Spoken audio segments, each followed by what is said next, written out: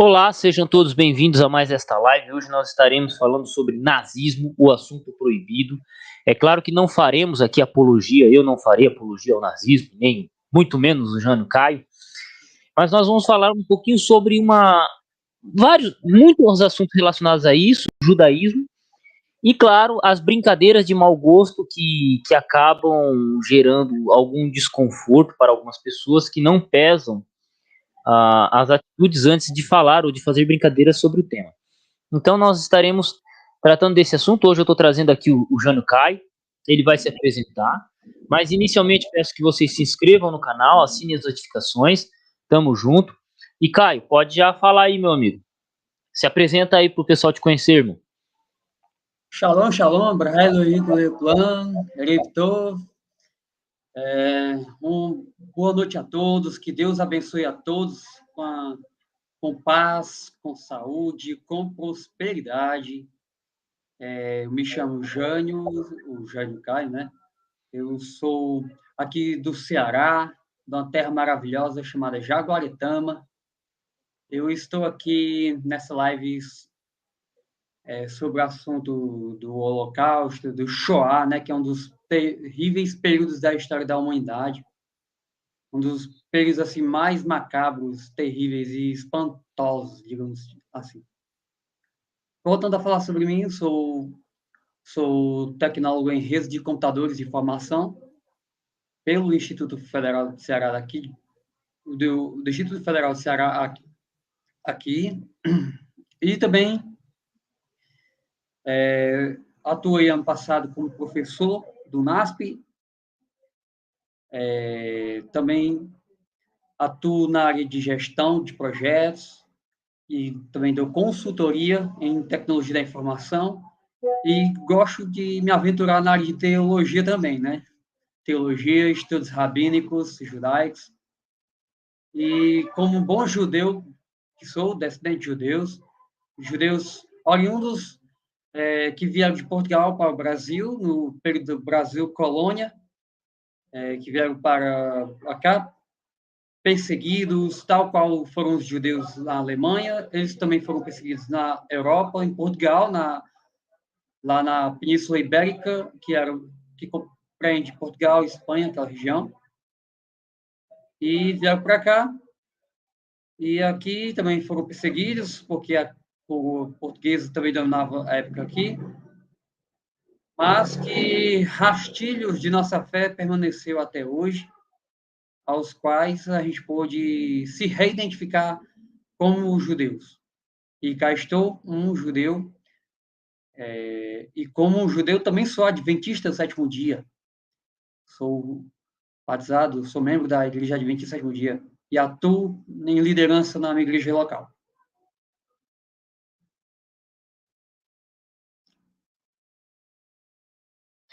Vão te chicotear depois de estar fazendo uma live comigo, hein? Ó, na verdade o Jânio só tá aqui porque ele me deu um caminhão de rapadura, hein? A rapadura do Ceará é a melhor rapadura do mundo. Os caras estão lá há 400 anos fazendo rapadura, mano. Eu ainda estou devendo isso a ele, rapaz. O pessoal ainda estou devendo essa rapadura ao Adolfo, mas eu, pela fé e a graça de Deus, eu vou pagar essa dívida. Tem que pagar. Doce, mas não é mole. Não é Mas mole, é dura. eu convidei o Jânio aqui para estar hoje aqui a gente falando sobre esse tema aqui, porque dentro da nossa igreja teve eu também sou adventista sétimo dia, dentro da nossa igreja teve um pastor que foi fazer uma brincadeira, um sermão e tal, e é claro que nos últimos anos tem entrado muito pastor palhaço, é um fator da minha igreja que nos últimos anos tem entrado muita gente palhaça. Vocês verem eu fazer uma palhaçada aqui, uma zoeira aqui, é uma coisa, porque é uma live, é internet, eu tô em casa, o Jânio tá na casa dele, tá, é uma coisa. Mas numa semana de evangelismo, subindo num púlpito, eu acho que isso é um tanto perigoso. E volta e meia acontece de dar algumas questões. No caso, foi um pastor da nossa igreja que ele está sendo massacrado na internet porque ele, no meio do sermão, ele sendo irônico, fazendo uma brincadeira irônica, uma frase irônica, ele faz a saudação nazista, né? Ele estica a mão, faz a posição militar e estica a mão. E antes disso, né, para piorar um pouquinho disso, né, ele fala assim, nem Hitler, em toda a sua glória, ele estava sendo irônico, usando uma expressão irônica, mas aí ele faz a formação nazista e continua. E isso não durou 30 segundos essa fala dele, mas que não sei o que está acontecendo, mas assim, tipo, veio até o meu conhecimento, o Ezequiel Gomes gravou um vídeo sobre isso e tal. E é complicado, cara. A gente falar de nazismo é um bagulho complicado, né? Porque eu trabalho com história, eu gosto muito desses assuntos, e nazismo foi uma ideologia que, assim, matou, gerou a Segunda Guerra Mundial, matou mais de 50 milhões de pessoas no século passado, num período de 6 anos, perseguiu muita gente, tirou pessoas do seu lugar, pessoas tiveram que sair do lugar que morava, e assim, a palavra genocídio ela foi criada ali, né? Ali na Segunda Guerra Mundial, ali, por causa da Segunda Guerra Mundial, porque não existia uma expressão para tamanha coisa, você dizimar um povo inteiro, uma cultura inteira, tentar dizimar uma cultura inteira, simplesmente por questão de credo, né? Não estou dizendo que o Jânio, antes da gente falar sobre nazismo, pode falar um pouquinho aí da questão dos judeus, a construção dos judeus desde os tempos bíblicos até atualmente, se conseguir fazer um resumão aí dentro de uns 15 minutos. Primeiro a gente tem que entender por que os judeus foram perseguidos, e eu vou deixar para o Jânio contar a parte histórica judaica, nesse sentido, e eu vou tentar comentar alguma coisa mais do ponto de vista político. Jânio, mete bronca, irmão. A história do nosso povo, o povo judeu, ela começa, basicamente, ela tem primórdios em um dos filhos de Noé, né? Noé teve 3 filhos, dos quais eram Shem, Cã e Jafet. O Jafé, que é Jafé. Esses 3 foram os filhos de Shem, de Noé. Shem teve alguns filhos, e esses filhos, né, deles veio Eber, né, Deus deu a bênção de ter vindo o Eber, um dos descendentes de Shem. Desse Eber, alguns entre nós judeus defendemos que daí surgiu a expressão hebreus. Hebreus porque são descendentes de Eber. Posteriormente, desses filhos de Eber, veio Abraão. Abraão teve seus filhos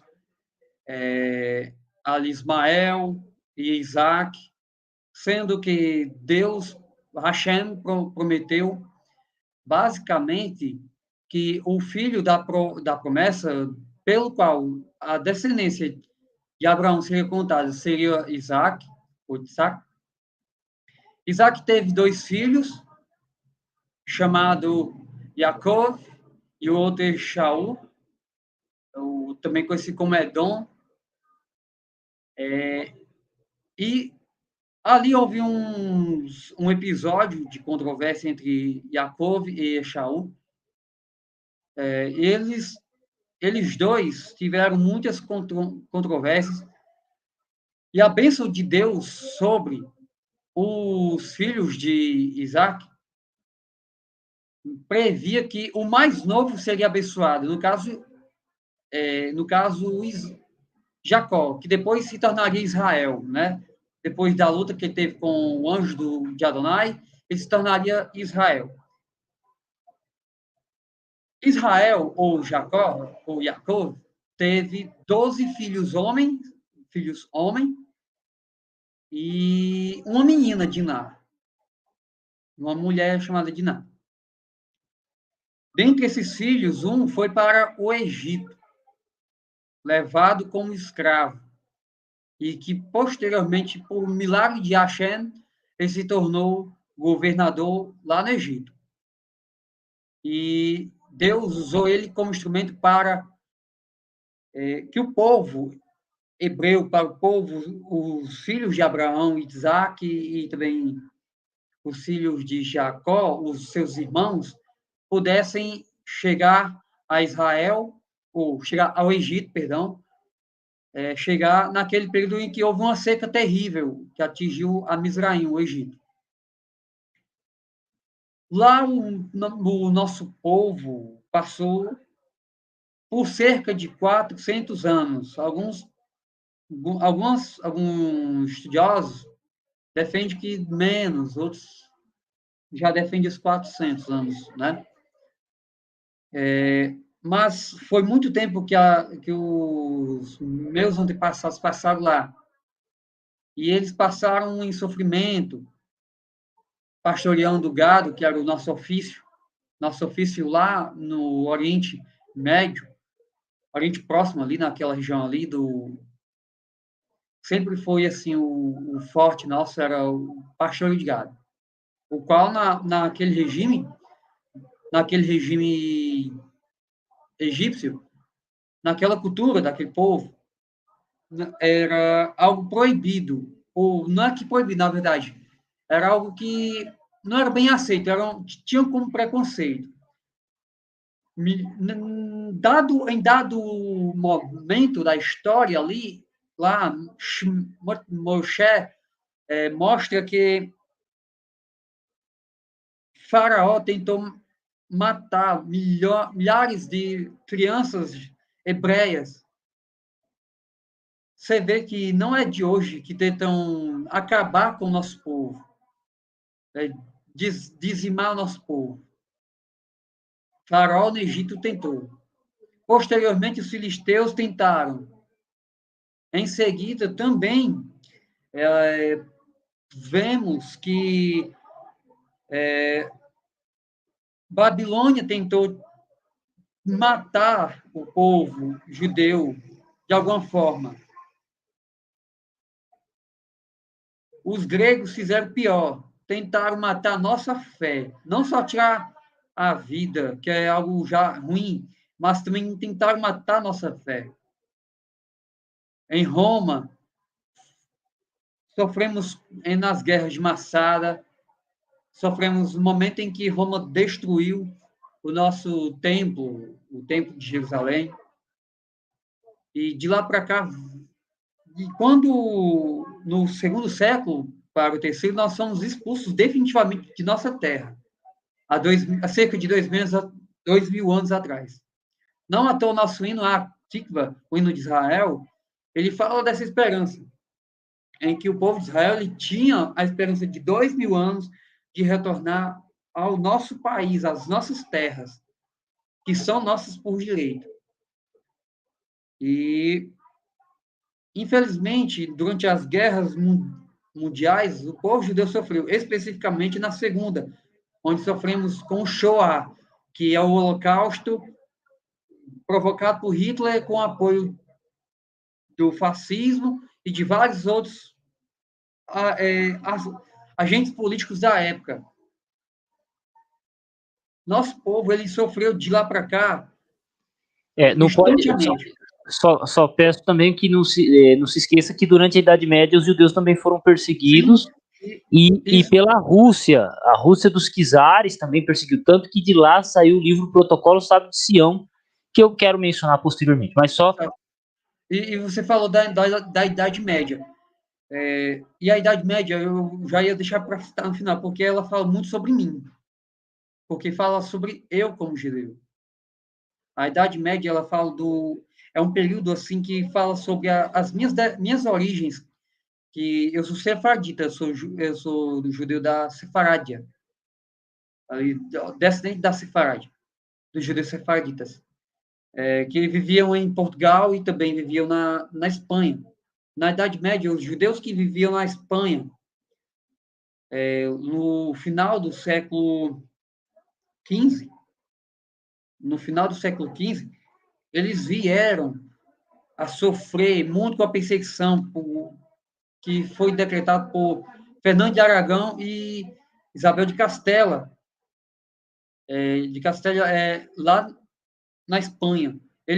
Onde começou, assim, de fato, a perseguição assim dura antes já havia muitos judeus foram expropriados em Roma, judeus foram expropriados no território da França, judeus sofreram em toda a Europa ali, durante a Idade Média, os judeus sofreram, só que em 1900,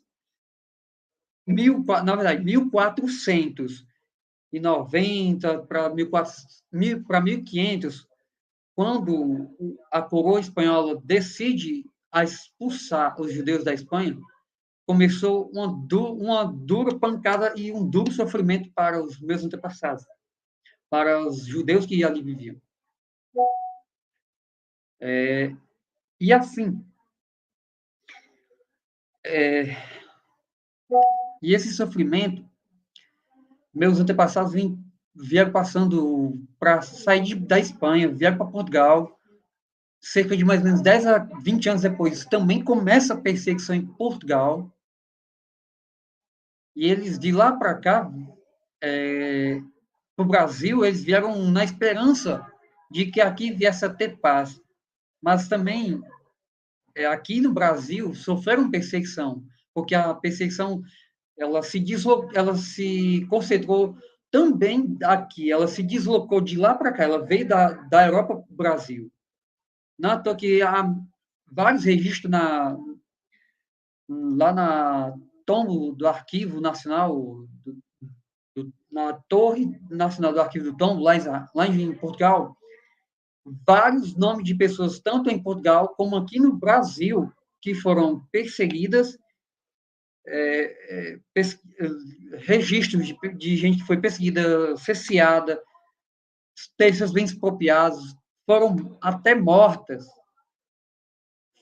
perderam acesso aos seus filhos por causa de ser quem por causa de ser judeu, o ser judaico.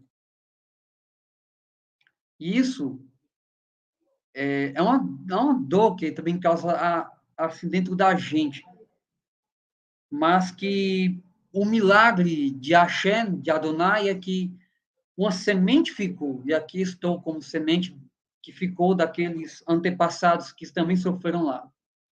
E são esses os vários eventos assim que meu povo, seja os judeus da Sefarádia, seja os judeus Ashkenazes que sofreram lá na Alemanha e na parte leste europeia. E assim, o povo judeu, ele em toda a história foi de sofrimento, de dor. Seja, como diz os cristãos, antes de Cristo e depois de Cristo, judeu sempre teve que encarar rapaduras que acho que não era feita de cana, era feita de sal grosso e amarga. A gente sofreu muito, mas a bênção de Hashem é que aqui estamos, os filhos de Abraão, Isaac, Jacó, a semente de Israel.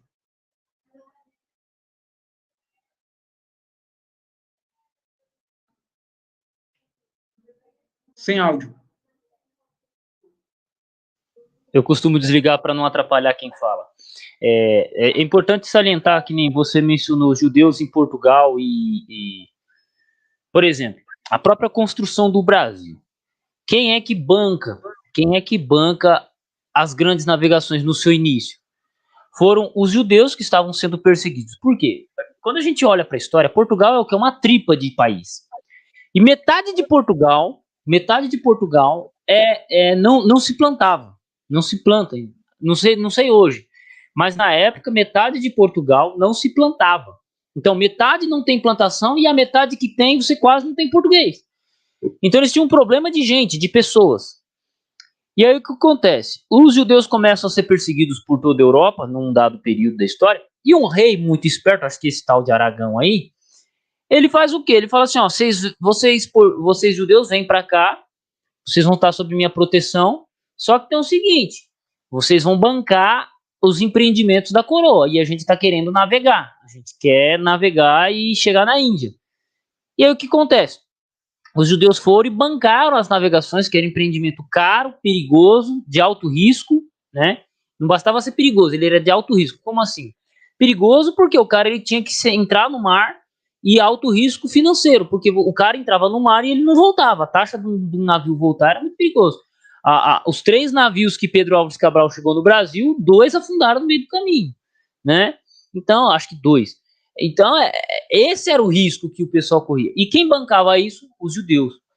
Eram os judeus.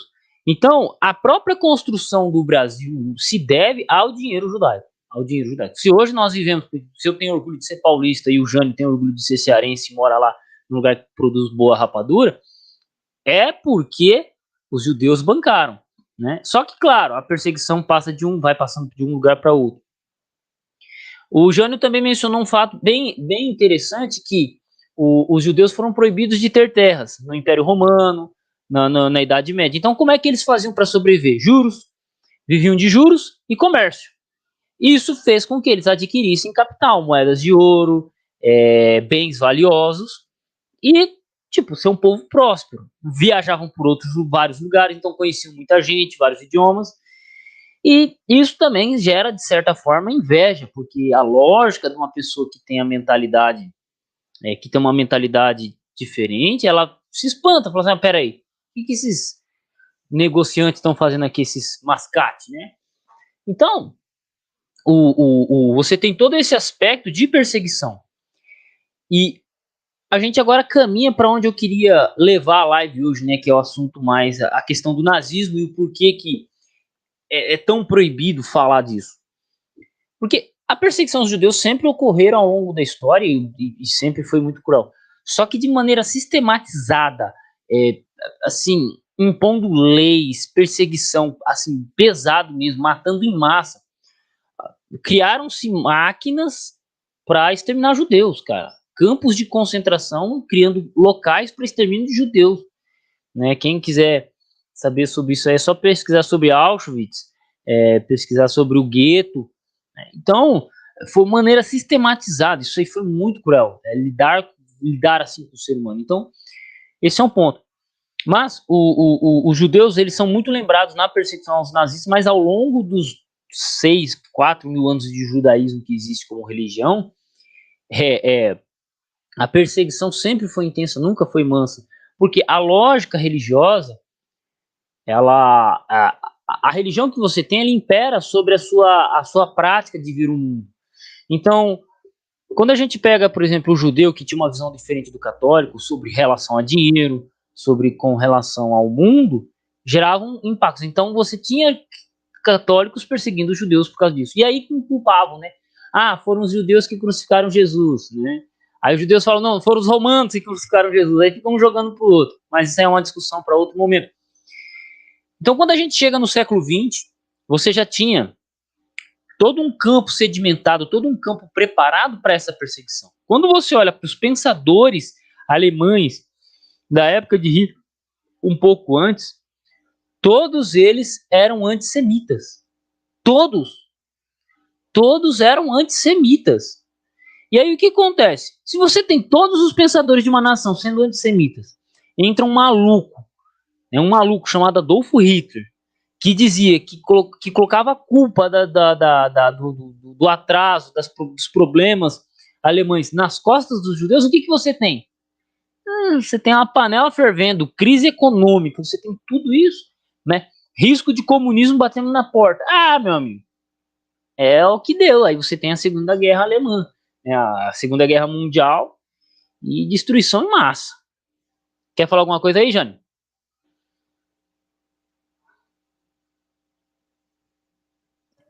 E assim, isso é bem verdade, porque o antissemitismo ele vem como um ódio expresso, cruel contra o judeu, especificamente contra o judeu.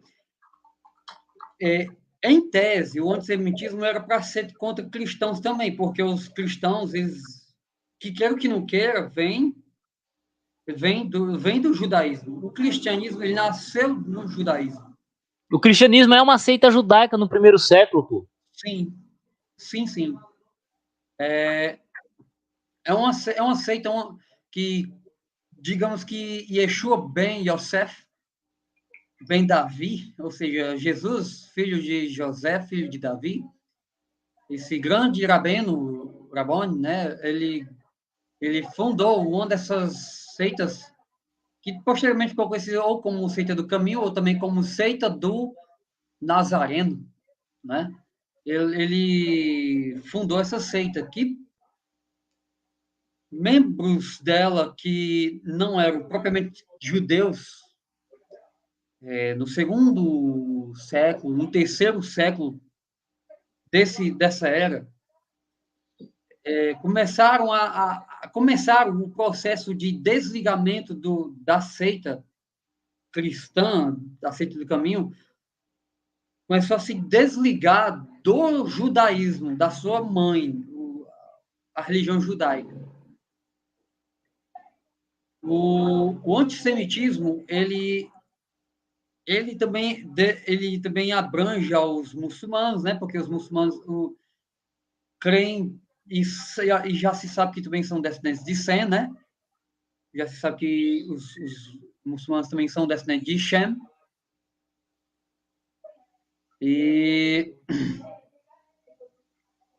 Mas só que não.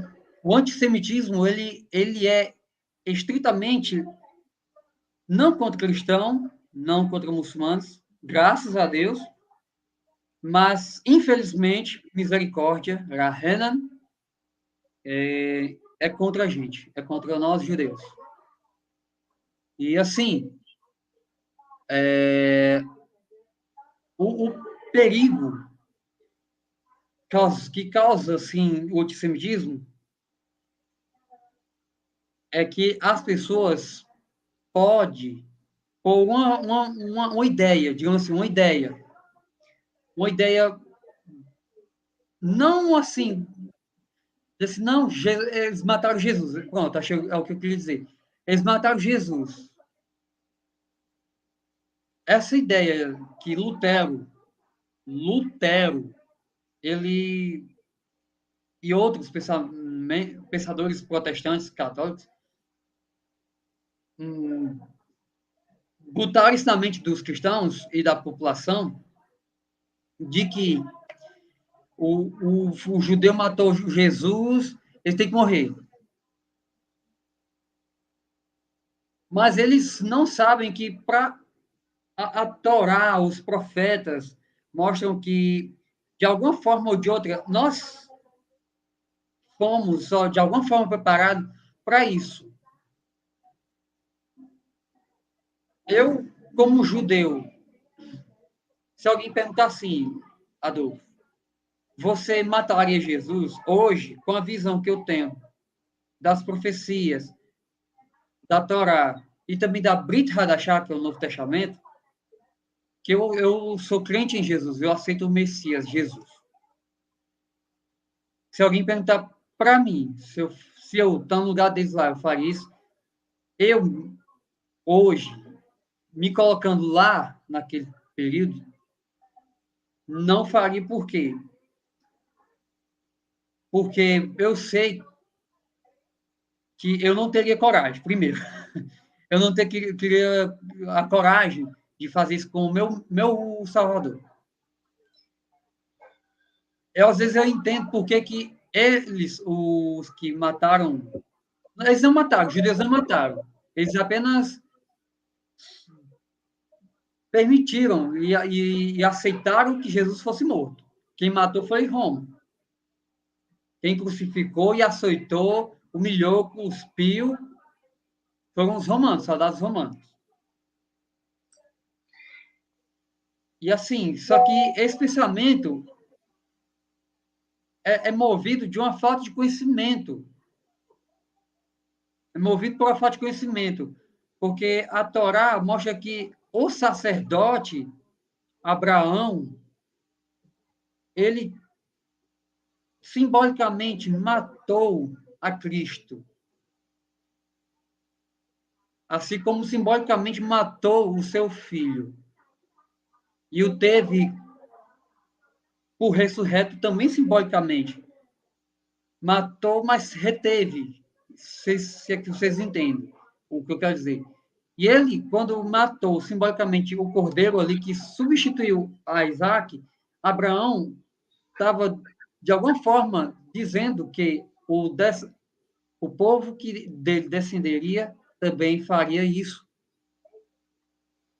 Entregaria o Messias, o Cordeiro de Deus, que tinha o pecado do mundo, para o sacrifício.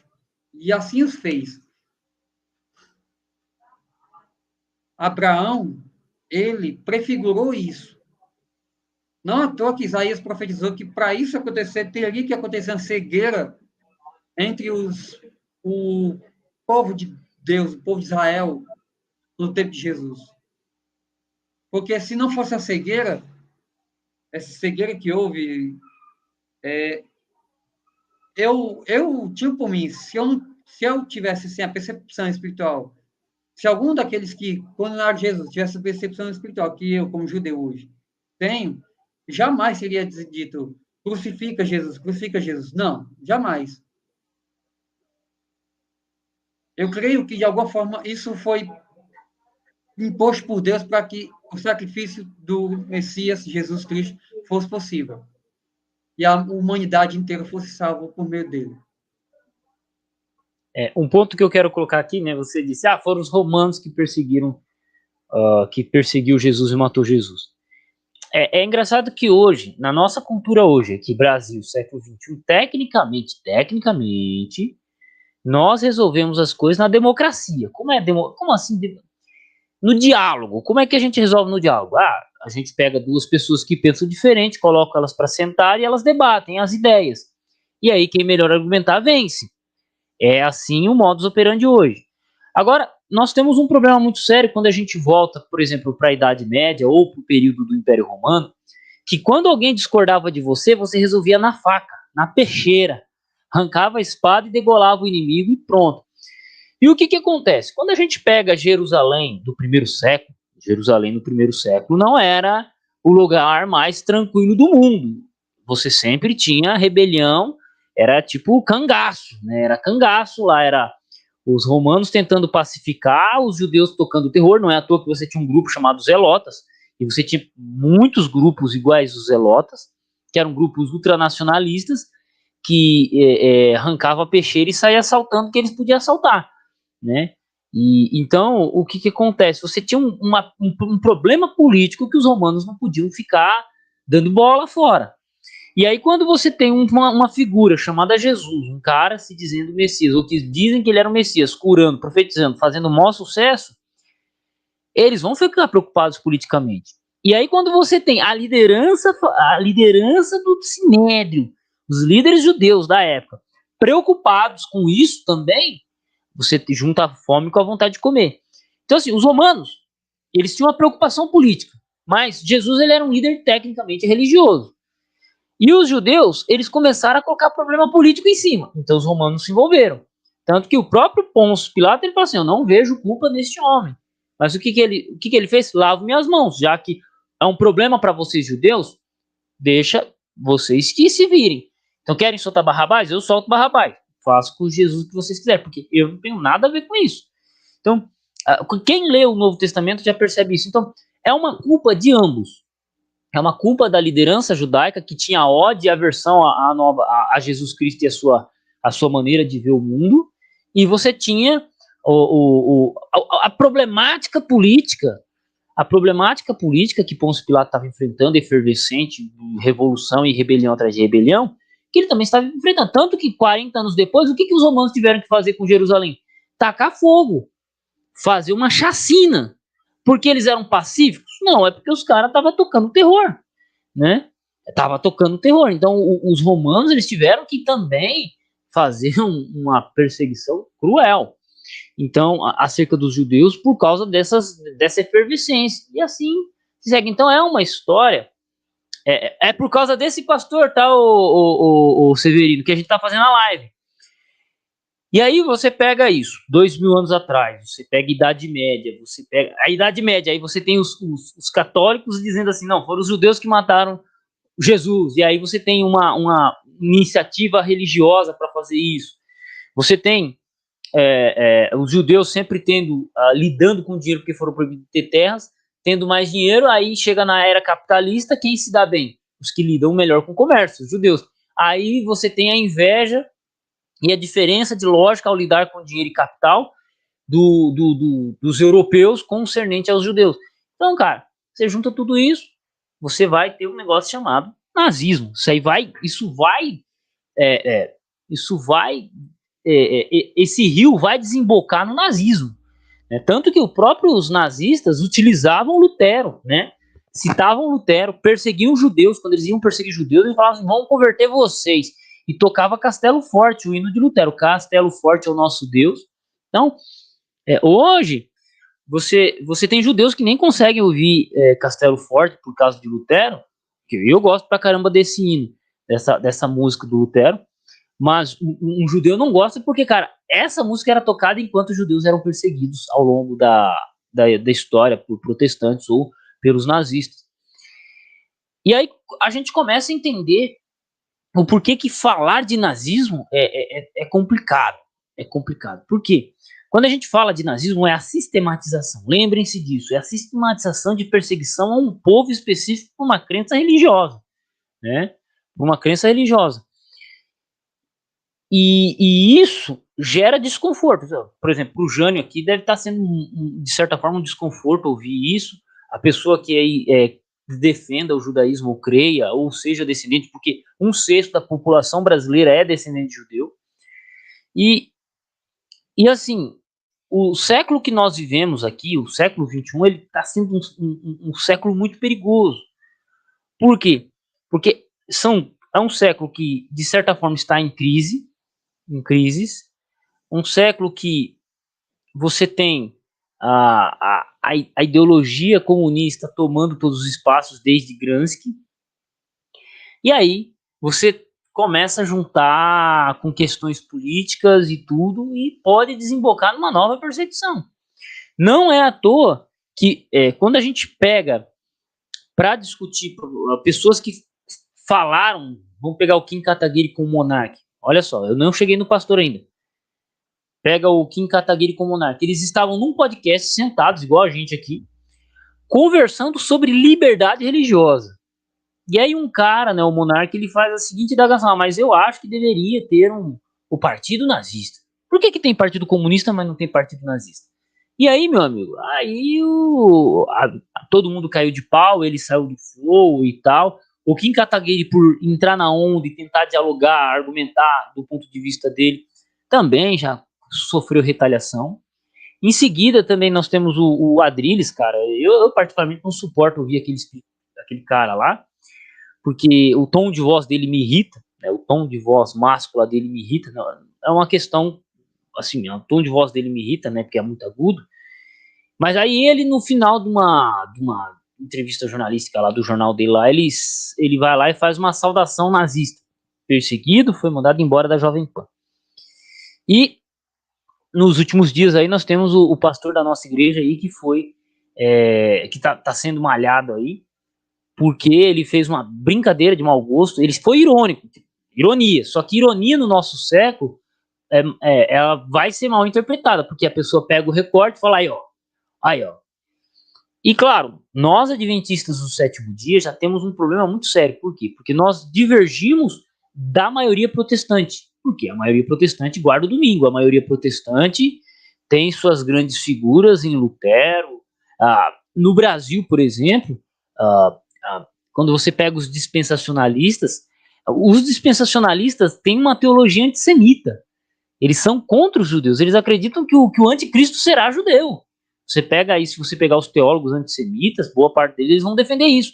Eles defendem que será reconstruído um terceiro templo lá em Israel, para de lá sair o anticristo, cara. Então, veja, a própria encarnação do capeta é um judeu na cabeça de um dispensacionalista. E quando a gente fala, isso eu tô falando na prática, tá? Quando a gente fala de questão sabática, questão alimentar, mano, aí a galera cai de pau. Né? A galera cai de pau. Então, o adventista ele já tá pisando em ovos e ele tem que andar numa linha muito tênue.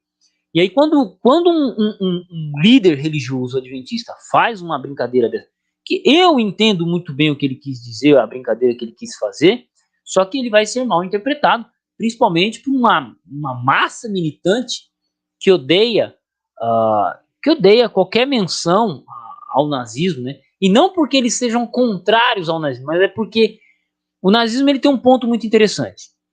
Ele é a personificação agressiva daquilo que os comunistas hoje não querem dizer. Ponto. Então o que acontece? Por que historicamente todo mundo quer esconder o nazismo? Primeiro porque assim, eles foram muito cruéis, sistematizaram. Mas segundo, é porque é o modus operandi dos comunistas atualmente.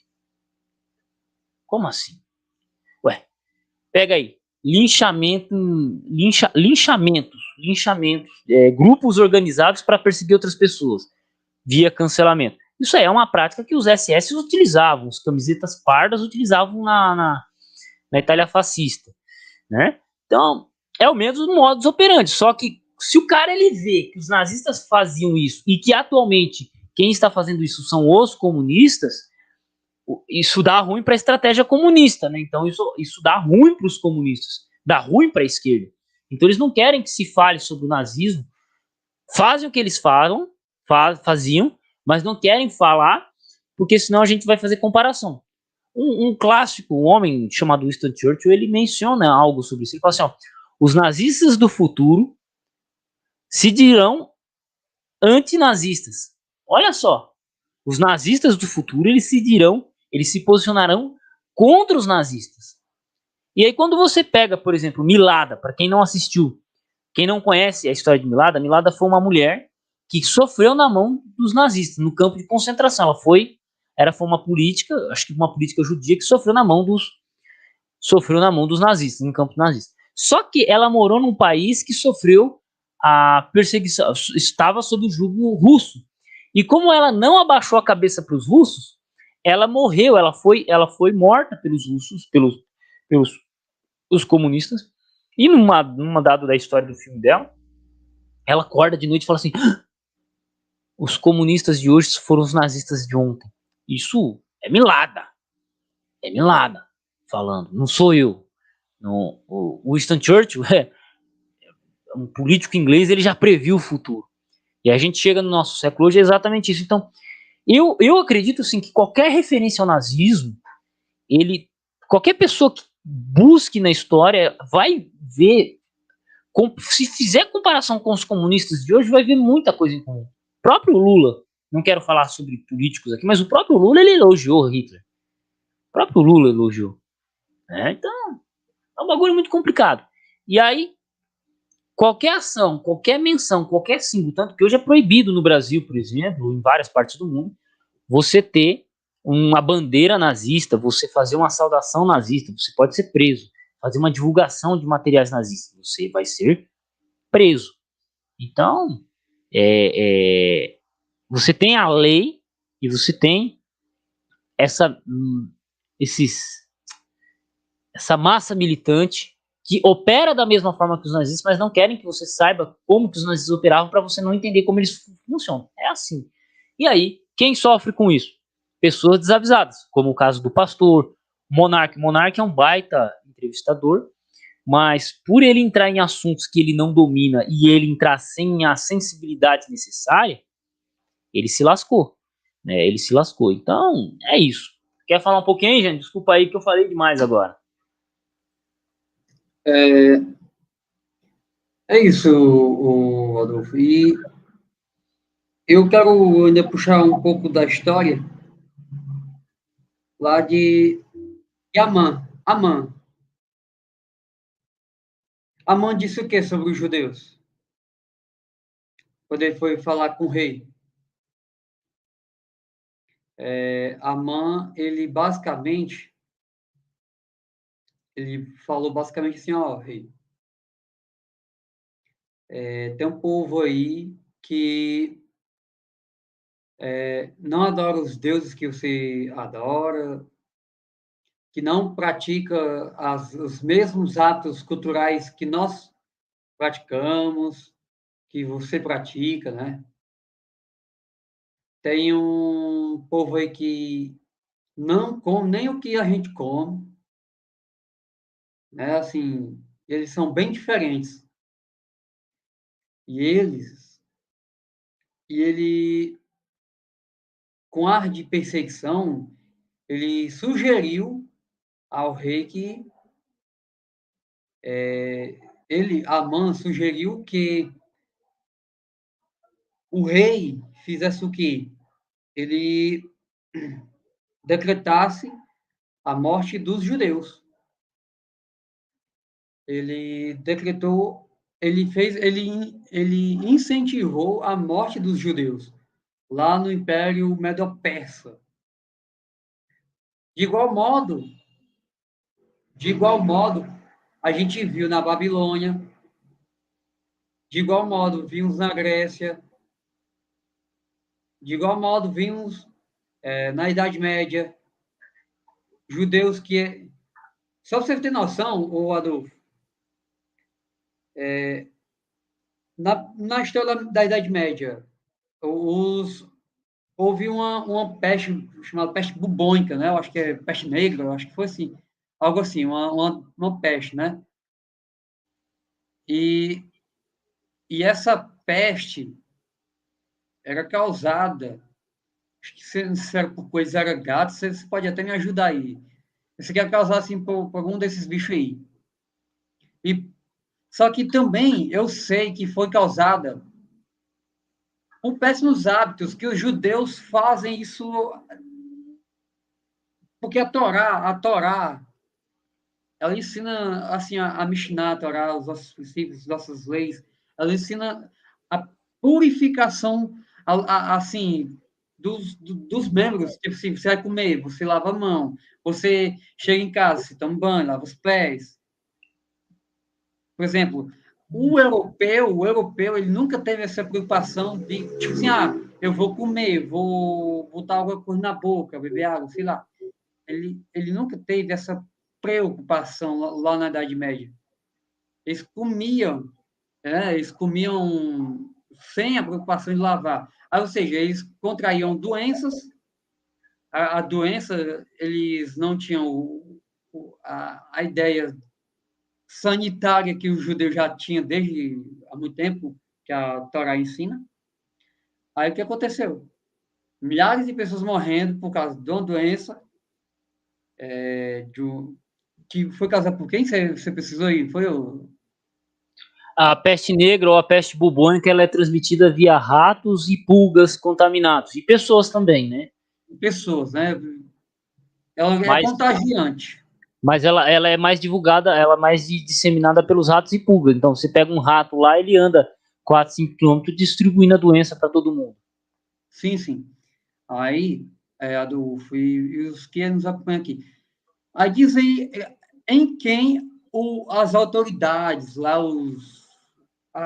assim, quem tinha o poder na época colocou a culpa em quem? Quem vocês acham que recebeu a culpa dessa peste? Aqueles que mandaram crucificar Jesus para os romanos. Sim, a culpa assim, a culpa é dos judeus, porque eles crucificaram a Jesus e nós estamos recebendo as consequências. Nós estamos sendo punidos porque eles estão entre nós. E só para você ter noção, o quanto o pensamento antijudaico permeava a mente daquelas pessoas. E eles, basicamente eles só bastavam fazer uma coisa: lave as mãos, faça o que os judeus fazem. Lava as mãos, vai comer, falou com alguém, higieniza a mão, não sai botando a mão suja na boca, higieniza, lava a mão, não faz mal não. Isso para a época, né? Hoje em dia, eu acho que não precisa ensinar que lavar a mão faz bem, mas na época, isso era uma coisa que precisava ser ensinado em rede de cartas, não sei o que era, assim, acho que cartas, pergaminhos, meio de propaganda que tinha na época. Era para ter sido ensinado, ó, lava as mãos, não sai tocando em todo mundo. Essa Ou seja, imite os judeus, faça o que os judeus fazem. Interessante, interessante. Mas ainda assim, você vai ter a perseguição, né? Eles vão perseguir, vão culpá-los, né? Mas Bode quando, expiatório de perseguição. Sempre fomos bodes de expiatório de perseguição. mas é assim, ô Jânio, vamos lá, cara, vamos bater um papo agora sobre esquecer, desfocar um pouquinho dos judeus e falar sobre a mentalidade humana. Como é que o ser humano ele faz? Como é que ele funciona? Teve dois sociólogos, Max Weber, Augusto Comte e Emile Durkheim. Eles trabalharam a questão seguinte: coesão e coerção social. O que é coesão e coerção? Coesão social é quando todo mundo trabalha em conjunto. E coerção social é quando você tem um carinha que é diferente. Então, na escola, pegar escola. Adolescente, criança. O cara que é o diferentão, que não se mistura, o que acontece com ele? Ele sofre chacota, ele vai ser zoado, ele vai apanhar, entendeu? O cara que não se enquadra muito nisso aí, ele assim, quando você pega, vamos pegar aqui, a história, aqui São Paulo. São Paulo, qual que é o sinônimo do cara que tá fazendo coisa errada? Ah, tá parecendo baiano, tá fazendo baianada, tá fazendo baianada, entendeu? É, você tem essa expressão, né? Por quê? Porque o baiano é aquele cara que vem lá do Nordeste, chega aqui em São Paulo, não sabe fazer as coisas porque o ritmo da cidade é diferente, tal. Então, ele comete alguns erros. Tá fazendo baianada, mano. Para de fazer baianada. A mesma coisa, por exemplo, o cabeça chata, né? O cabeça chata. Então, veja que a questão de você lidar com quem é diferente é muito comum em todas as nações. Quando o brasileiro chega para fora, num país de fora, você acha que o brasileiro é bem tratado? O brasileiro é tratado como cidadão de segunda classe. Vai para os Estados Unidos, você vai perceber muito isso. Então, o ser humano, eu sempre falo isso para minha esposa: acorda e estoura para o lado mais fraco. Quando a gente olha para a história humana, quem são os mais fracos? Quem estão na minoria? Quem está na contramão do sistema? Os judeus. Quem é que está na contramão do sistema? Os judeus. Por quê? Porque como é que esses caras conseguem ter dinheiro e a gente não? Como é que esses caras que são proibidos de ter propriedades conseguem ter capital para emprestar para a nobreza e a gente ficar devendo para eles? Numa sociedade, por exemplo, quando você pega uma sociedade católica, Max Weber ele trabalha muito isso no livro A Ética Protestante e Espírito Capitalismo. O católico ele não era a favor do trabalho. O católico, não, você trabalha para sobreviver. Mas esse negócio de trabalhar para prosperar, ela vem muito de uma mentalidade protestante, né? Então, veja, quando o cara ele já não gosta de trampo, trabalhar, não tem uma mentalidade que o faça querer ser rico, e aí você tem os judeus lá emprestando dinheiro com juros, aí o cara fala, pô, o judeu lá tá ficando rico, tá prosperando por causa do trabalho, do sistema dele, e eu ficando pobre aqui e tendo que pegar dinheiro com ele, não, esses judeus são ruins, e vai perseguir. Então, a corda sempre estoura pro lado mais fraco, sempre foi assim. Dentro da Segunda Guerra, na Alemanha pré-nazista, a corda tava, você tinha um sistema de crises. A Alemanha tinha perdido a Primeira Guerra Mundial, estava pagando impostos altíssimos, teve sua economia destruída. Você tem lá um povo revoltoso. O que o pessoal faz? Põe a culpa em alguém. E quem que a gente vai culpar? Os judeus.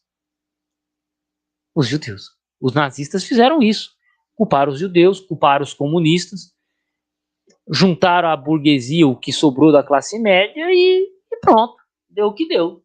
Deu o que deu. Simples assim. Entende? Então, é complicado. Quer falar alguma coisa, Johnny? E assim, e você sabia que a Alemanha até hoje paga caro por causa disso? Sim. E vou dizer no aspecto. Hoje na Europa, quem é o país da moda? Quando se fala em moda na Europa, se fala em qual país? Não sei. França. A França. Que tem Sempre foi.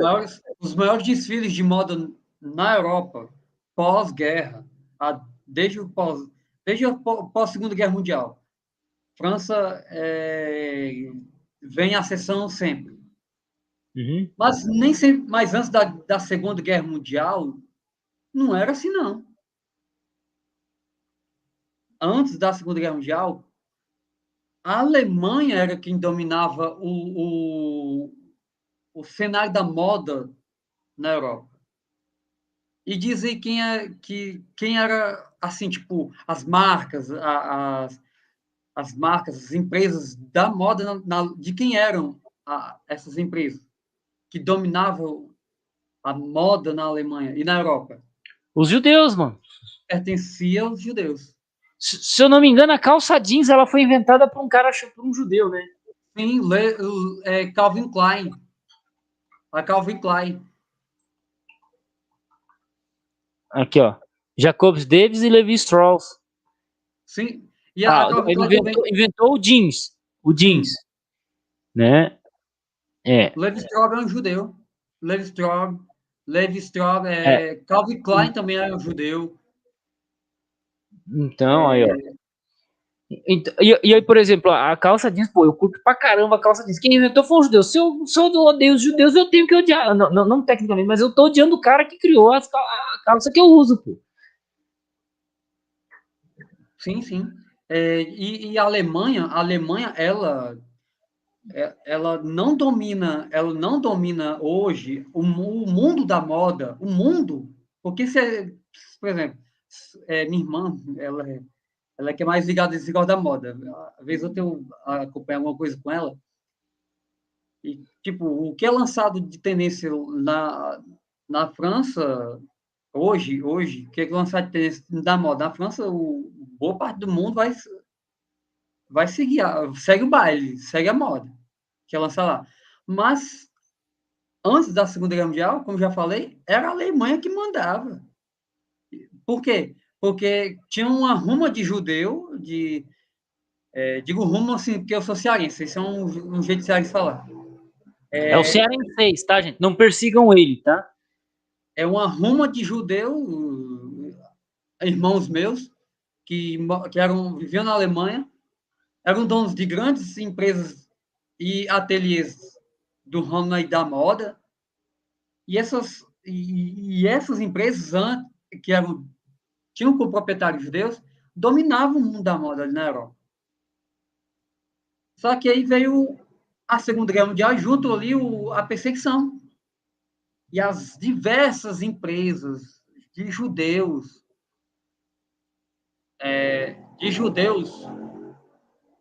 na Alemanha deixou de existir, foram expropriadas, foram saqueadas, foram destruídas. E o que aconteceu?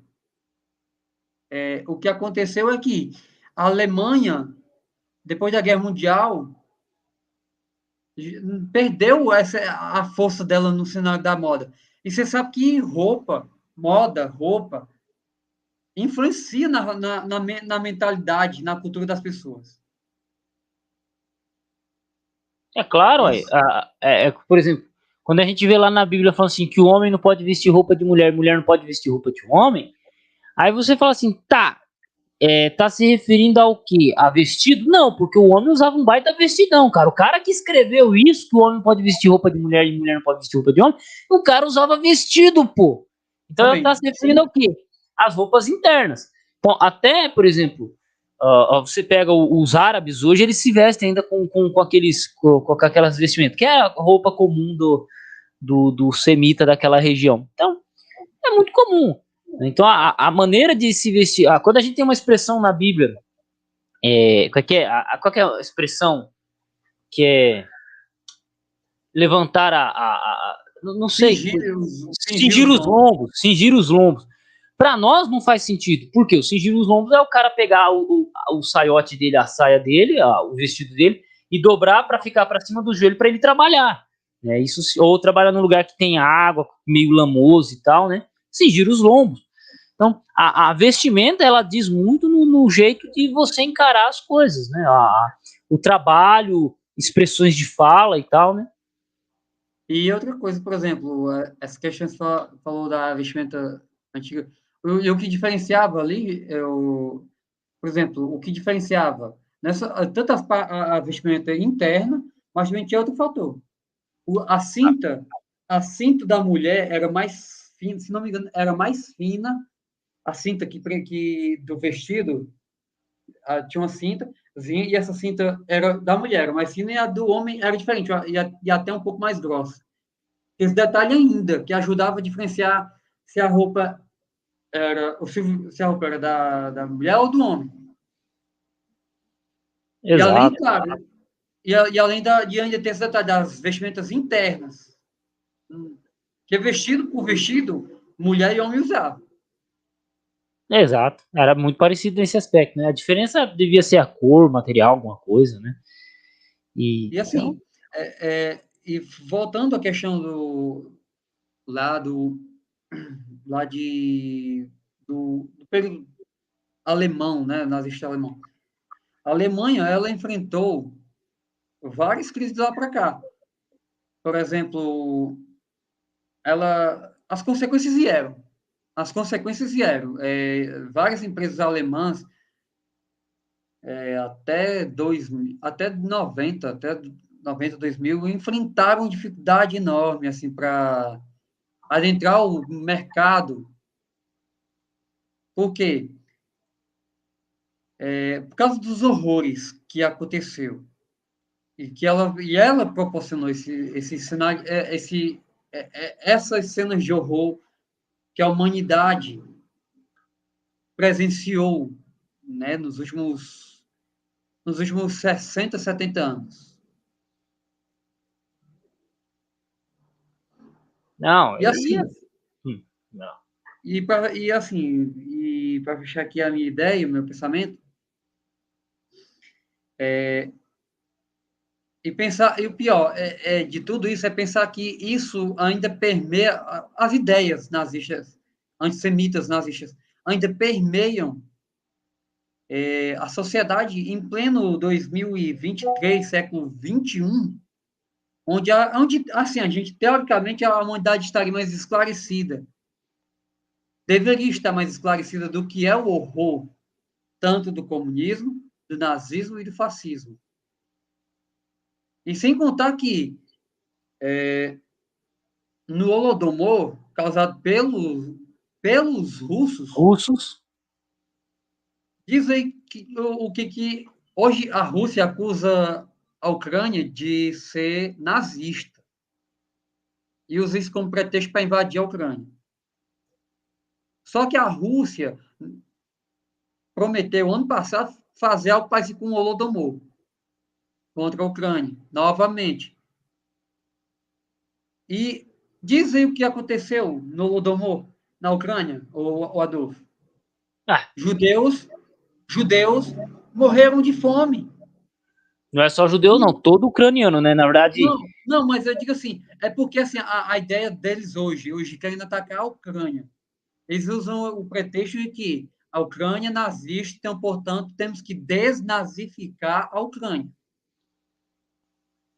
Você está entendendo a linha de raciocínio? Sim, esse é o argumento dele.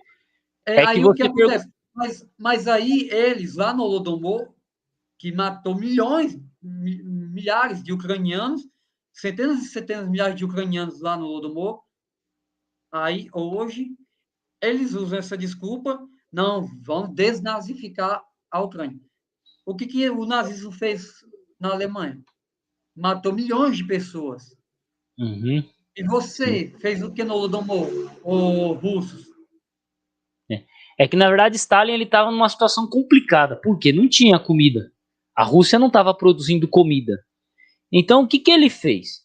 Ué, ele fez o que um ditador psicopata vai fazer. Ele escolhe quem vai viver e quem vai morrer. Ele olha lá para os ucranianos e fala: pô, os ucranianos têm comida. Os aboiadores meus estão para cima. O que eu faço? Ué, o cara pegou e moveu toda a comida da Ucrânia em direção à Rússia para alimentar quem apoiava ele. E, pô, deixa os ucranianos morrer de fome.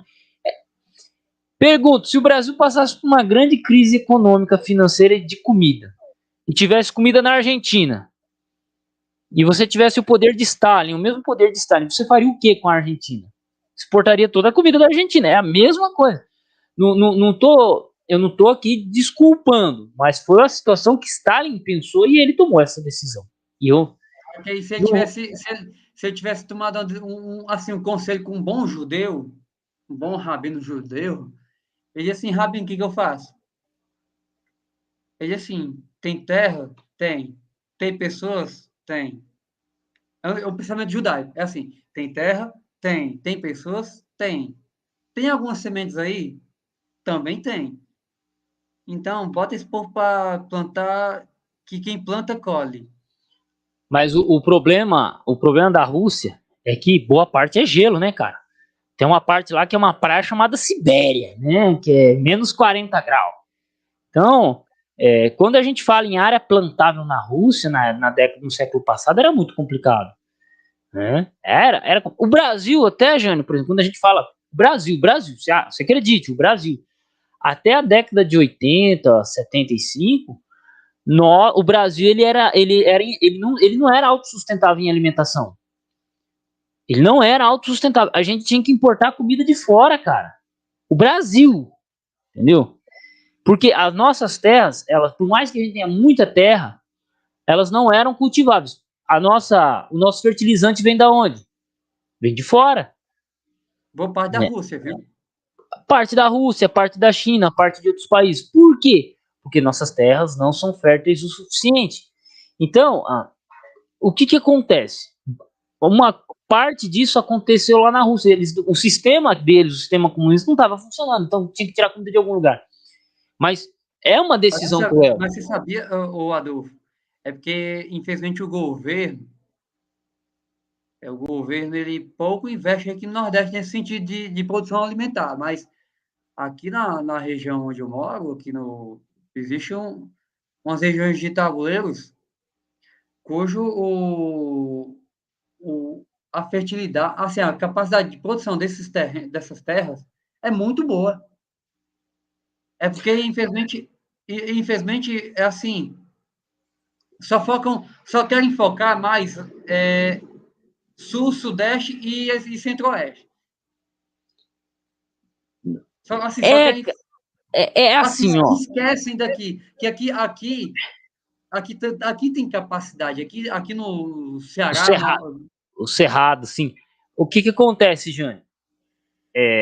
A política que se faz, por exemplo, a política que se faz, como é feita, quem é que vai votar em partido de esquerda? Quem é que vai votar? o povo. O pobre. O pobre. Quem é que vai votar em esquerda? O pobre. Então, a liderança de esquerda, ela precisa que as pessoas continuem pobres ou fazer mais pobres para que tenham mais pessoas que votem nelas. Ou você acha que o que o Lula está fazendo de aumentar impostos, de tentar taxar mais gente, porque eles precisam empobrecer as pessoas. Olha só, ele empobrece os ricos, gera mais pessoas pobres. Por quê? Porque se o rico ele está sendo taxado, ele gera menos emprego. Se ele gera menos emprego, tem mais pessoas na rua, tem mais pessoas. Então, o que acontece? Eles geram pessoas pobres para que elas continuem votando neles. Eles não querem que o pobre evolua e se torne rico, porque senão ele vai lutar contra o sistema comunista. Né? A lógica é essa. Então, eles precisam aumentar os impostos gradativamente, acabar com as pessoas ricas, gerar pobreza para que haja mais poder. Você fala, não, Adolfo, você tá louco? Cara, olha para a Argentina, olha para a Venezuela. Quanto mais a Venezuela foi empobrecendo, mais força o Nicolás Maduro foi ganhando e o antecessor dele. Né? Uhum. Quanto mais pobre a Venezuela foi ficando, mais forte eles foram ficando. E é essa a estratégia com o Brasil. Quanto mais gente pobre tiver, mais força a esquerda tem. Mais força a esquerda tem. Então, o que acontece? Pegar e investir no Nordeste, você vai tirar essa gente, esse pessoal, que vota na esquerda. Que vota. Que vota. É assim. Então, a estratégia deles é o seguinte: transforma São Paulo numa mula de carga, mantém os nordestinos na pobreza, sem investir em infraestrutura, né? E aí empresta Saneamento dinheiro. básico aqui, ó. Saneamento básico aqui, a gente praticamente só tem cidade grande, bem grande, porque nas pequenas não tem. E nem nas cidades grandes. Você pega São Luís do Maranhão, você não tem saneamento básico Não lá. tem. Não tem, praticamente. É uma das cidades que menos investe em saneamento básico. São Luís do Maranhão, capital do Maranhão. Então, o que acontece?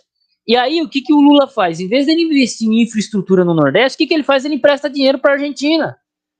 Ele empresta dinheiro para Cuba. Ele vai emprestar dinheiro para Venezuela. Pô, peraí, cara. O nordestino votando em você, meu querido. Então, por que você não investe em infraestrutura no Nordeste? Faz o Nordeste crescer. Porque não há interesse. Não há interesse. É assim, cara. Assim, né? Aí, E o Lula... é, aí voltando aqui para o contexto, né, da live, quando fizeram o expropriamento de judeus, o expropriamento de judeus na Idade Média, lá na Alemanha, houve também na Rússia, houve também na Rússia. Muitos judeus foram expropriados na Rússia czarista, principalmente. Nesse contexto, o que aconteceu? Os judeus sendo expropriados, a crise aumentou mais ainda. Em Portugal, quando os judeus saem de Portugal, aliás, quando os judeus que saíram da Espanha, eles saíram da Espanha, foram para Portugal, porque Portugal, eles temporariamente tinham Acolheram. paz. Acolheram, Acolheram. isso, tinham paz. Aí o que aconteceu, o Adolfo, e quem assiste a live? Portugal começou a crescer economicamente, começou a ter dinheiro rodando, o país começou a sentir o crescimento. Só que aí o que aconteceu? Alianças entre a coroa espanhola e a aliança inclusive de casamento, entre a coroa espanhola e a portuguesa. Aí o que no acordo tinha um dos acordos na aliança era que a coroa portuguesa mandasse os judeus chisparem, ou então já sabe o que aconteceu, né? Os judeus que saíram, zarparam, e os que foram expropriados, infelizmente perderam vida, bens, família. Logo, com alguns anos depois, a coroa portuguesa percebeu que a crise geral no reino de Portugal. Assim como também a Espanha percebeu. Notou que o próprio senhor Abravanel, o Silvio Santos, ele conta que a coroa espanhola queria manter ele no ministério lá, esse ministério lá na Espanha, porque ele sabia que ninguém tinha capacidade de fazer o que o antepassado do Silvio Santos lá, o senhor Abravanel, tinha capacidade de administrar as finanças do reino. Mas o senhor Abravanel, acho que é tataravô dele, disse, não, eu não vou ficar, eu vou com os meus irmãos, eu vou com meus familiares, eu vou com meus ribeirinhos, meus amigos, eu vou com o meu povo para Portugal. E de lá, eles vieram para o Brasil, depois que a perseguição também começou em Portugal. E Portugal e Espanha experimentaram crises também, assim como a Alemanha experimentou, assim como a Rússia experimentou. Você tira quem move o dinheiro, pô. Você tira quem lida com o dinheiro, acabou. E é interessante, você tocou um ponto, não na fala agora, mas um pouco, que atualmente esse pensamento antissemita ele ainda influencia. E de fato, você pode pensar que não, Eu já gravei um vídeo sobre o assunto, mas, por exemplo, tem um livro chamado Os Protocolos Sábios de Sião. O que é? Que raio de livro é esse? Esse é um livro que ele fala de uma grande teoria conspiratória de judeus tentando dominar o mundo. Quem é que escreveu isso? Não se sabe ao certo, mas ele foi um compilado de documentos criados na época da Rússia czarista, que foram traduzidos para o inglês, para o alemão, foi traduzida para o português por um cara chamado Gustavo Barroso, que era uma das grandes mentes, cearense inclusive, tá? Uma das grandes mentes por trás do integralismo. Ele era um dos líderes, junto com Plínio Salgado, que é o líder do Partido Integralista no Brasil, foi o líder do Partido Integralista do Brasil. Gustavo Barroso era um grande escritor, um tremendo, mas ele foi lá, traduziu esse livro, e ainda hoje pessoas utilizam. Só para vocês terem noção, quem é que gosta do livro Protocolo Sábio de Sião?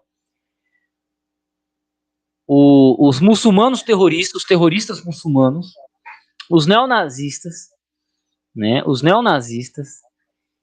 Então, tipo, olha, só gente boa, né? Só gente, assim, só gente da mais alta qualidade gosta desse livro.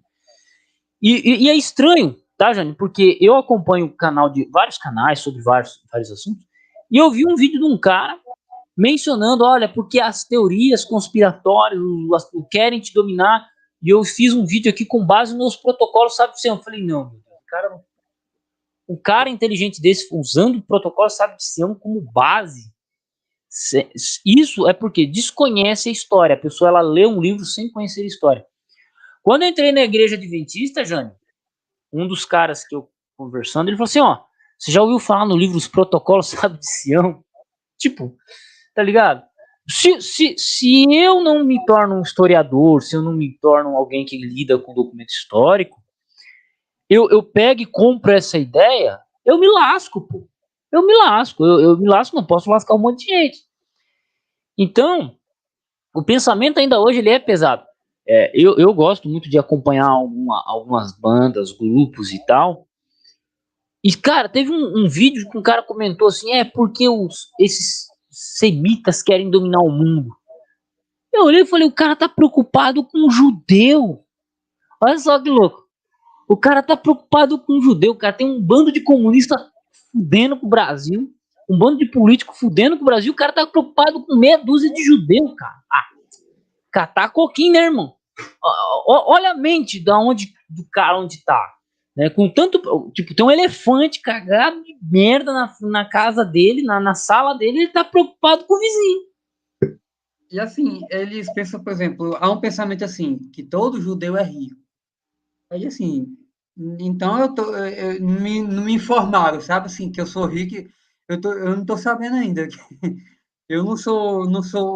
É que você é judeu lá, descendente de judeu. Você não é judeu. Você é sefaradita, rapaz. Você já é mestiço, você já é. Ashkenazi, não sou. Se fosse Ashkenazi, aí eu seria, né? Entendeu? Então. Mas só que, mesmo assim, ó, mesmo entre nós, sefarditas, e mesmo entre os Ashkenazes, há pobres. Há judeus que, assim, muitos judeus pobres que não são donos de contas cheias, assim, de contas forradas ali, com vários dígitos. Não. Não é donos de super empresas, grandes magnatas, não. É um professor que nem eu, um professor, alguém assim que Pessoas normais, pô. São pessoas normais. Normais, comuns. Pessoas normais. Por exemplo, então, assim, que são normal como, tipo assim, normal como o vendedor. Por exemplo, eu sei de judeus que vendem picolé em esquina. Vende picolézinho na esquina, em carrinho, sabe? Aqueles vendedor de picolé que vende carrinho. Sorveteiro, mano.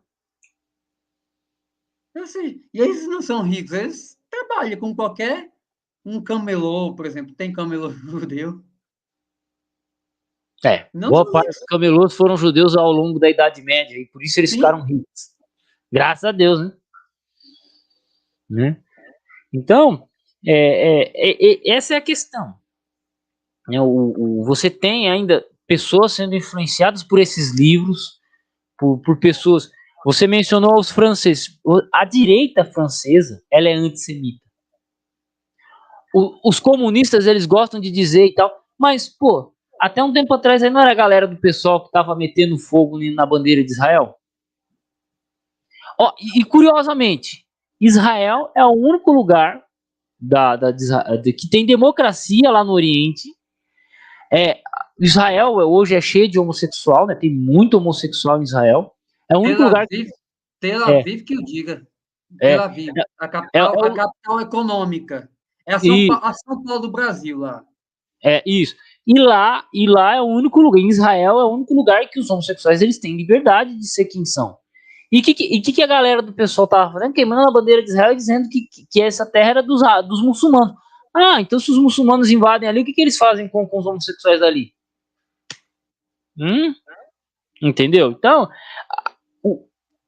os judeus que estavam nos campos de concentração, quando eles eram soltos, eles foram soltos, né? Porque já não tinham como os nazistas manterem e os fugir e tal. Quando os russos chegaram, russos, poloneses, o que eles faziam? Matavam. Muito judeu, pós-Segunda Guerra Mundial, pós-queda de Hitler. Chegou tropas russas, chegaram tropas polonesas, perseguiram. Um filme, olha que interessante, esse filme é bem legal para vocês assistirem. Cara, me fugiu o que é. Não sei o que de liberdade. Tem um estado de liberdade, mas tem Em Busca de Liberdade, alguma coisa assim, que conta a história de 3 irmãos judeus na Segunda Guerra Mundial, que eles fogem para uma floresta, e aí, cara, eles formam uma comunidade judaica no meio da floresta, e os nazistas vão conseguindo derrubar lá. E aí, quando os comunistas, os russos, chegam, eles se aliam aos russos. E dentro das tropas russas havia antissemitismo. Eles não gostavam de judeus. O irmão mais velho, ele se alia aos russos e ele leva uma parte da tropa com ele. Eles sofriam perseguição. Então eu vou achar o nome do filme aqui depois, enquanto o Jânio for falar. Então, os caras falam, porque os nazistas, mas o modus operandi do nazista era o mesmo modus operandi do comunista, se você olhar na prática, né? O Jânio mencionou algumas vezes os fascistas. Interessantemente, que quem ajudou inicialmente o fascismo, ele é mais antigo que o nazismo. Quando Benito Mussolini funda o Partido Socialista, o Partido Fascista, quem são os caras que ajudam ele? Judeus. Os judeus tinham uma boa convivência na Itália, porque a Itália é um país que sempre recebeu muita gente, via Roma, via posição geográfica. Então eles nunca tiveram problema. Só que com a aproximação de Mussolini com o nazismo, com o Hitler, fez com que ele começasse a se distanciar dos judeus, e quando Mussolini cai mesmo, e se os nazistas tomam controle, eles começam a perseguir os judeus italianos. Então, os fascistas, eles não tinham problema com o judaísmo. Quando você pega, por exemplo, o próprio Partido Integralista Brasileiro, que tem suas bases no fascismo italiano de 1920, Plínio Salgado, ele era antirracista. O Plínio Salgado, ele era a favor da mistura, ele entendia isso, que era uma coisa positiva, nesse sentido. Ao contrário do Gustavo Barroso, que era antissemita. Então, você tem essa dualidade dentro do partido fascista, dentro dos partidos fascistas, existe essa dualidade dentro deles, mas que quando você vai para o nacional-socialista, que é os nazistas, você vai para os comunistas, é certeza que é ódio. Agora, o Gustavo Barroso, que é cearense, né? Imagina só, ele como cearense, de repente descobre que é descendente de judeu. Ué, mãe. Tipo, os caras são assim, meu. Jânio, você vai rachar o bico da risada, cara. Existem grupos neonazistas no Brasil, isso aí é fato. E aí os grupos neonazistas do Brasil, eles ouvem bandas de fora, estrangeiros. E aí algumas vezes eles trazem essas bandas para tocar em eventos e tal. E aí eles, um certo grupo lá, um grupo tentou contratar uma banda para tocar, né? E eles falaram assim, ó, nós somos aqui, somos um grupo tal aqui do Brasil.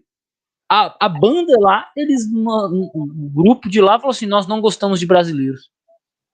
Os caras aqui se achando superiores, liderados por Hitler e não sei o quê. Eles sofrendo preconceito dos caras lá, né? Igual um grupo de neonazistas colombianos, um grupo de neonazistas colombianos foram para a Alemanha e apanharam de neonazistas, de neonazistas alemães. Quando eu ouço uns bagulho desses, eu racho o bico da risada, cara. Quando você viu umas notícias assim, eu racho o bico da risada. Porque cara, é contraditório. É claro que quando a gente vai falar de neonazismo, de racialismo hoje, a discussão dentro desses grupos é um pouco mais divergente. É um pouco mais divergente.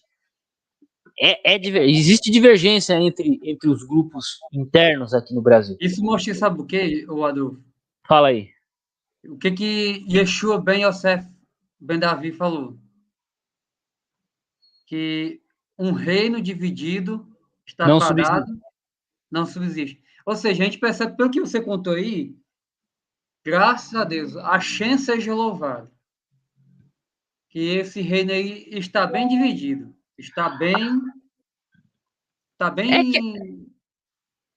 Porque assim, Jane, quando a gente fala de política, não é uma coisa unificada. Por exemplo, a direita, vamos falar direita brasileira, não é unificada. A direita mundial, ela não é unificada. Por exemplo, a direita americana, ela tem fortes traços judaicos protestantes.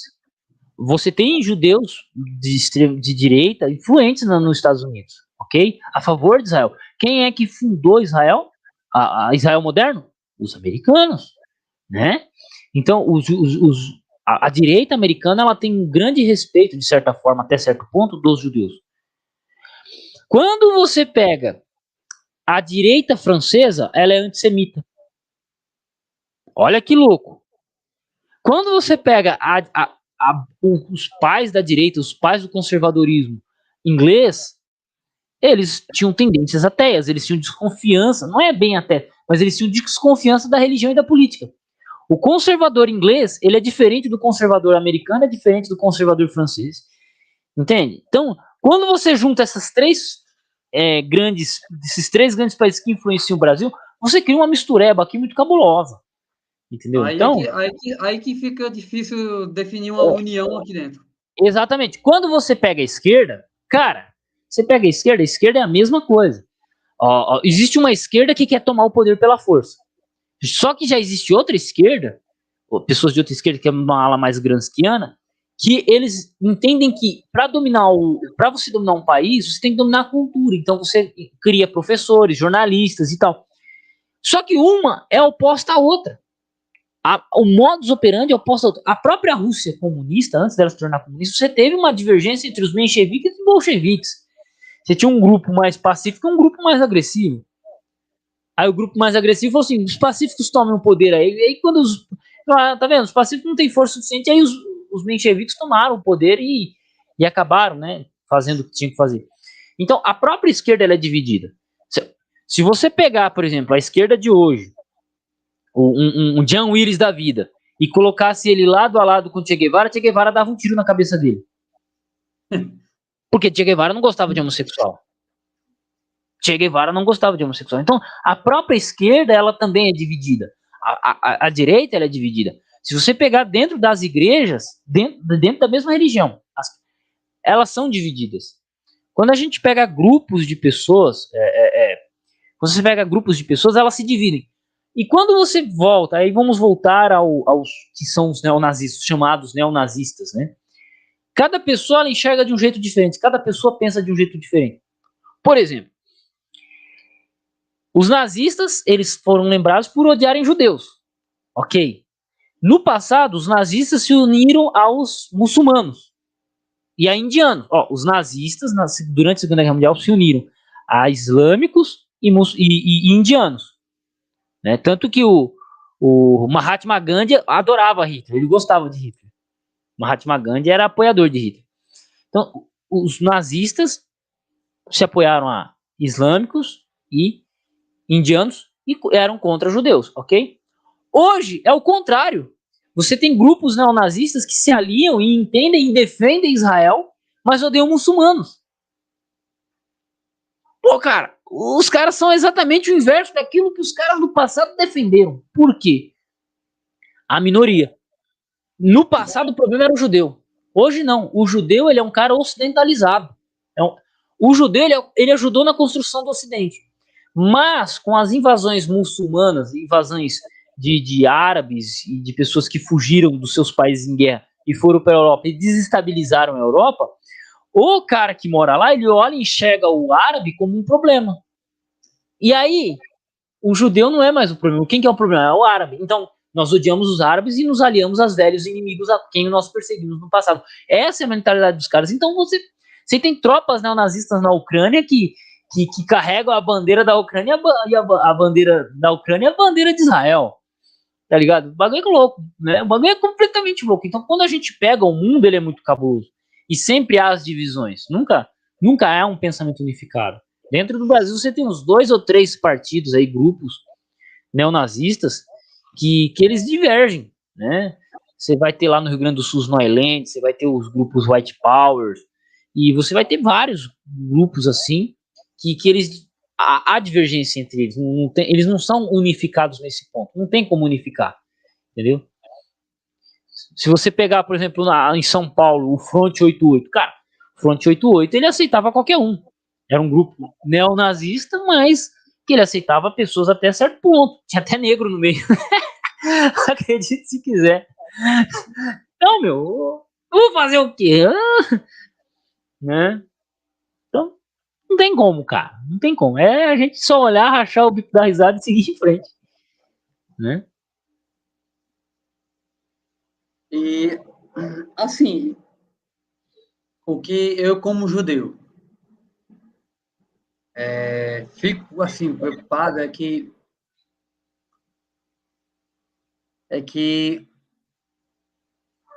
é com o presente e o futuro. Porque as lições aprendidas e vividas no passado e no presente, elas têm que ser norteadores de como devemos viver e encarar o futuro. Por que eu falo isso? Porque a gente sabe o que o nazismo, fascismo,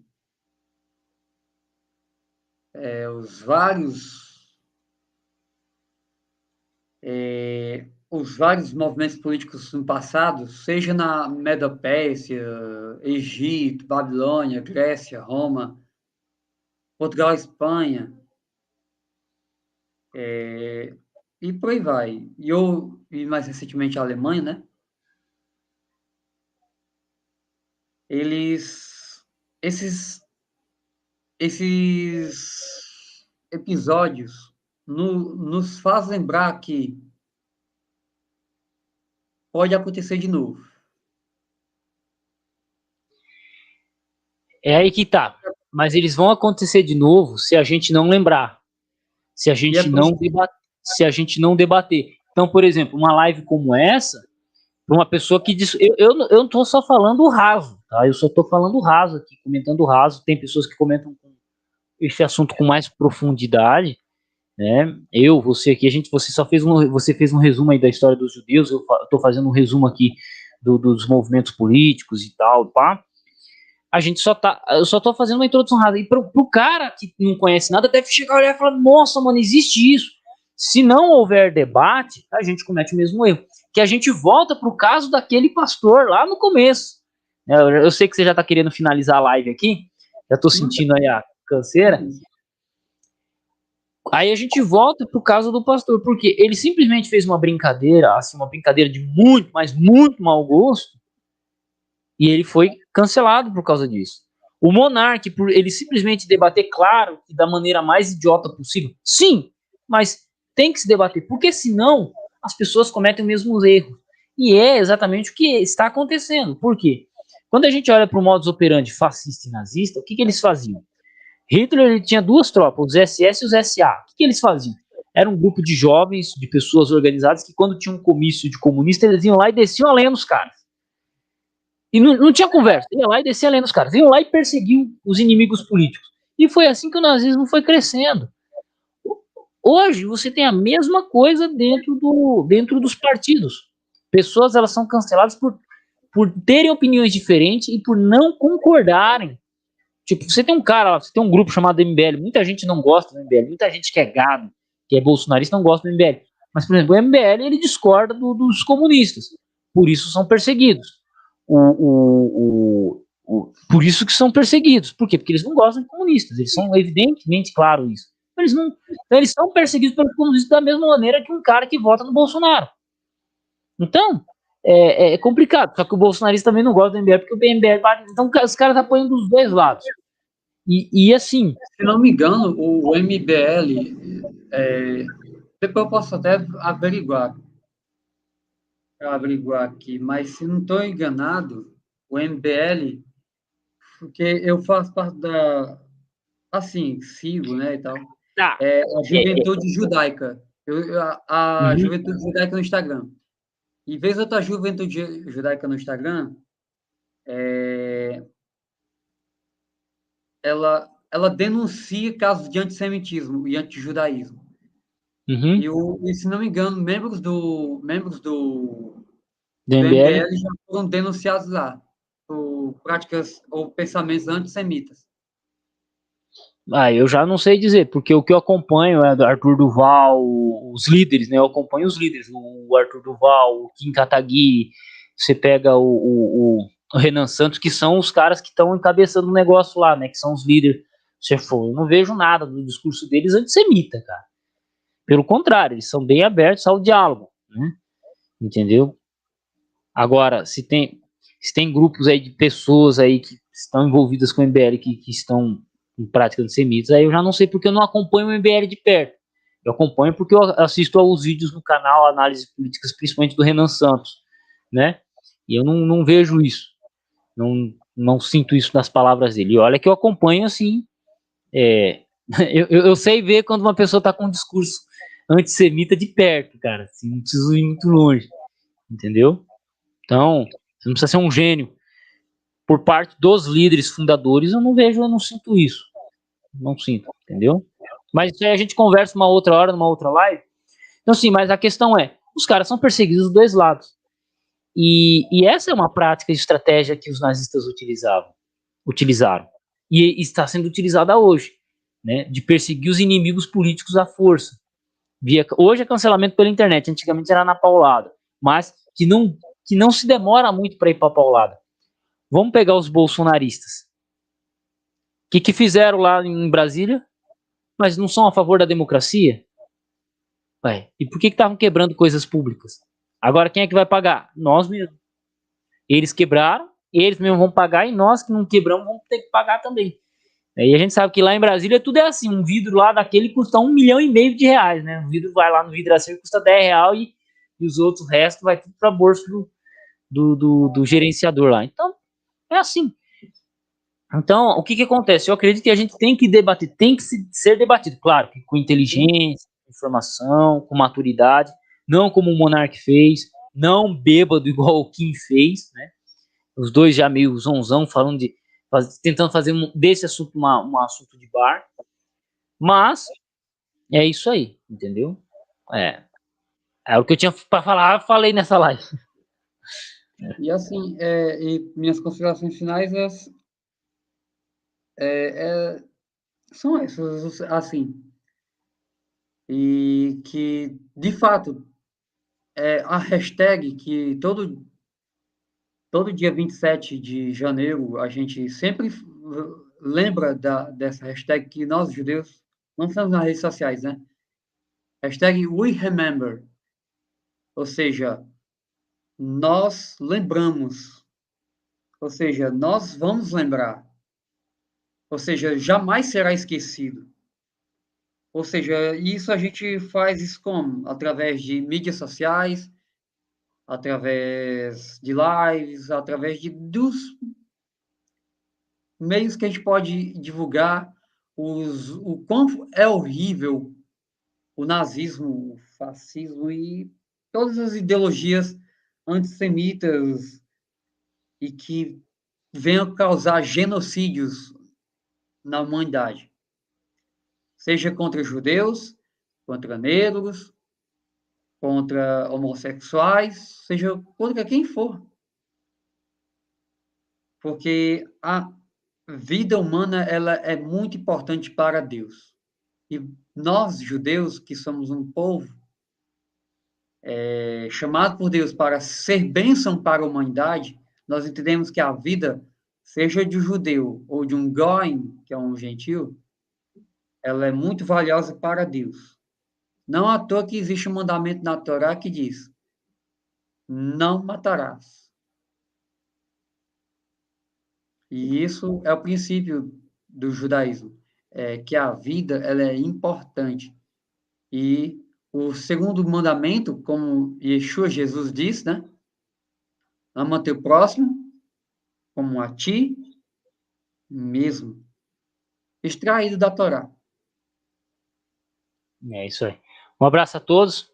Quem sabe aí o Jânio vem de novo aí a gente fazer uma live sobre um outro tema mais leve. É isso aí. Um abraço a todos e fiquem com Deus.